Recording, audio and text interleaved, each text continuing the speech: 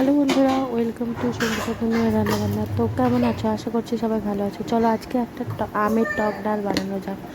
তো প্রথমে আমি 4 টুকরো আম নিয়ে নিয়েছি, কাঁচা আম, আর 1 বাটি মুসুরের ডাল, তারপর পরিমাণ মতো জল দিয়ে আর নুন হলুদ সব দিয়ে 2টো সিটি লাগিয়ে নেবো। তো এদিকে সিটি লাগানো হয়ে গেছে, অপর দিকে আমি একটু ছকে নেব। তো একটা শুকনো লঙ্কা ছিঁড়ে দিয়ে দিলাম, একটু কালো জিরে, একটু পাঁচফোড়ন আর একটা পেঁয়াজ কুচি দিয়ে ভালো করে একটু পেঁয়াজগুলোকে ব্রাউন করে ভেজে নেব। ভাজা হয়ে গেলে এর মধ্যে ডালটা দিয়ে দিতে হবে। তো পেঁয়াজটাকে অবশ্যই একটু ভালো করে ভাজবে, যাতে লাল লাল করে ভেজে হয়ে গেছে।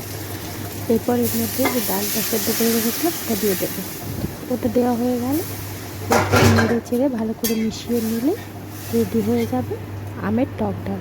হ্যাঁ, একটুখানি ফুটে উঠে গেলেই বন্ধ করে দিলেই রেডি হয়ে যাবে। তো রেসিপিটা ভালো লাগলে লাইক কমেন্ট শেয়ার করে দিও। আর অবশ্যই যারা যারা চ্যানেলে নতুন, অবশ্যই চ্যানেলটিকে সাবস্ক্রাইব করে দিও। Thank you.